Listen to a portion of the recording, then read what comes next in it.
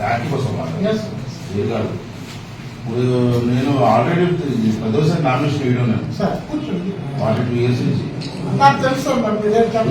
ఏమంటారంటే సొంతంగా గవర్నమెంట్ ముగిసిన తర్వాత సొంతంగా డబ్బులు చేస్తున్నాను.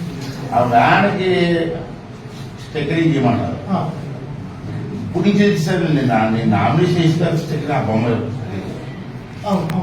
బిఫోర్ నామినేషన్ స్టెక్కరింగ్ అప్పుడు మీరు బిఫోర్ అయితే అంటే ఓకే సార్, అంటే నేను ఇది క్లారిటీ తీసుకుంటాను. క్లారిఫికేషన్ ఎలక్షన్ కమిషన్ రూల్ ప్రకారం చదువుకోండి. ఆ బ్యాచ్ మాకు కొంతమందికి ఎంఆర్ఓస్ స్టాఫ్కి సార్ మీ బొమ్మను కూడా తీసుకున్నారు. నేను క్యాండిడేట్ కాదు, నామినేషన్ చేసిన తర్వాత నామినేషన్ ఓకే క్యాండిడేట్ అవుతుంది. ఈ రోజు కూడా ఈనాటిలో పేపర్లో వచ్చింది క్లారిటీ ఇవ్వలేదు. మీకు తెలుసుకుంటే మీ ఇన్స్ట్రక్షన్స్ ఫాలో అవుతుంది. ఫాలో అవ్వకుండా ఉన్నాం కాబట్టి వితౌట్ ఏమీ క్లారిఫికేషన్ తీసుకుంటాం సార్. రోడ్డు మీద గవర్నమెంట్ స్థలాలు కానీ ఎక్కడ బోర్డు ఉండకూడదు.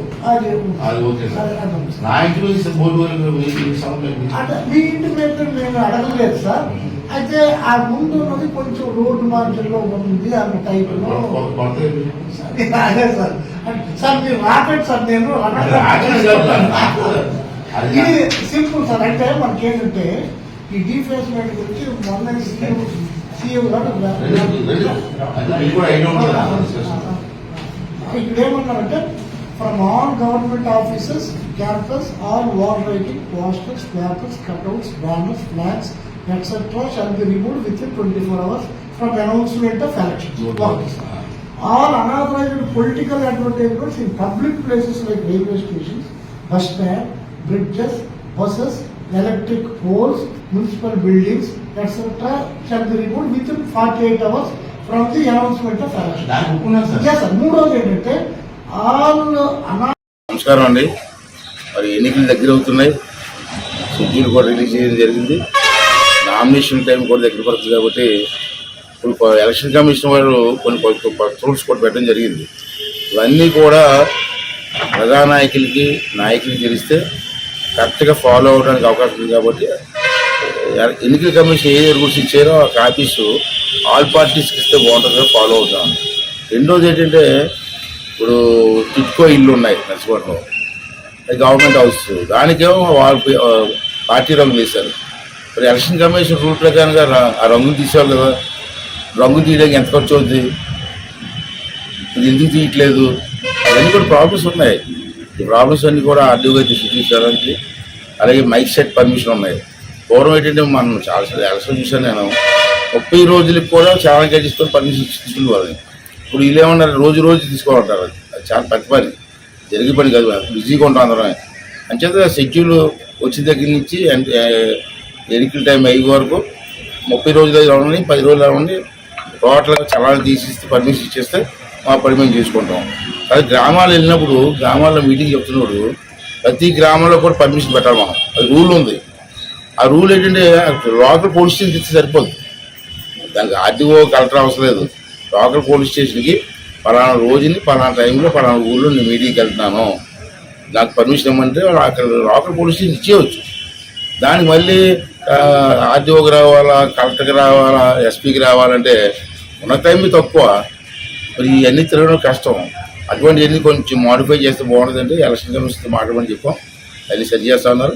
ఇది ఎప్పటికప్పుడు రోడ్డు వారానికి ఒకసారి కూర్చుంటే కొన్ని మోడిఫై చేసుకోవడానికి, మాకు ఇబ్బంది లేకుండా ఉండడానికి, ప్రజలకు కూడా ఇబ్బంది లేకుండా ఉద్దేశించి ఆర్డీఓ గారికి కలవడం జరిగింది. తర్వాత ఈ వాలంటీర్లు ఉన్నారు, చాలామంది కంట్రోల్లో ఉన్నారు, ఇంకా కొంతమంది ఎక్స్ట్రా చేస్తారు. ఆ ఎక్స్ట్రా చేసే వారి మీద మేము ప్రూఫ్ ఇస్తాం, ఫోటో ఇస్తాం, వీడియో ఇస్తాం. అటువంటి వాళ్ళని ఇమీడియట్గా ఉద్యోగాల నుంచి సస్పెండ్ చేసి యాక్షన్ తీసుకోవాలని ఒకటి ఇష్యూ వచ్చింది. పెద్దయినా 70 సంవత్సరాలు 80 సంవత్సరాలు ఉంటాయి. అతనికి ఆ అమ్మాయి ఇంట్లో కార్యం ఏదో ఉందని పొలం మీద మన కోఆపరేటివ్ బ్యాంక్ లోన్ పెట్టాడు 9 లక్షల రూపాయలకి. వీళ్ళు ఏం చేశారంటే జెన్యూన్ కేసు అని చెప్పి రికమెండ్ చేసి సెంట్రల్ బ్యాంక్ పంపించారు. విశాఖపట్నం సెంట్రల్ బ్యాంక్లో ఆఫ్ చేశారు. సెంట్రల్ బ్యాంక్ ఫోన్ చేశాను నేను, ఏమయ్యా పాస్ పుస్తకం ఉంది, భూమి ఉంది, మీరు ఎందుకు ఆఫ్ చేశారంటే ఆ పాస్ పుస్తకం మీద ఏమో జగన్మోహన్ రెడ్డి ఫోటో ఉందండి, ఆ ఫోటో పాస్ పుస్తకాలు వెబ్లోకి ఎంటర్ అవ్వట్లేదు, వెబ్లోకి ఎంటర్ అవ్వకపోతే మేళా లోన్ ఇస్తా ఉన్నారు. అంటే జగన్మోహన్ రెడ్డి ఫోటో ఉంటే ఈ రైతు ఏమైపోతాడండి? చిన్న కొడుకు ఏదో ఫోటో వేసుకున్నాడు, మరి రైతు సాగుతుంది. ఆ పెళ్ళి ఆగిపోతే ఎవడు బాధ్యులు? ఏం పడుతుంది నాకు అర్థం అవ్వదు. గబ్బాడు ఎక్కడ గబ్బాడా గబ్బాడా ఇప్పుడు వచ్చాను నా దగ్గరికి. మండారు రాజేశ్వరి వైఫ్ ఆఫ్ సన్యాసి అన్నాను లోన్ పెట్టింది 9 లక్షలకి. ఇక్కడ రికమెండ్ చేశారు, ఎక్కడ నర్సీపట్నం బ్యాంకు రికమెండ్ చేసి పంపించారు, అక్కడ ఆఫ్ చేశారు.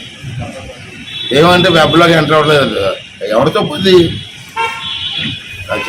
జగన్మోహన్ రెడ్డి ఫోటోలు పిచ్చి, ఆ ఫోటోలు పిచ్చి వాళ్ళకి రైతు పెళ్ళి ఆగిపోతే అది ఏమైపోతారు?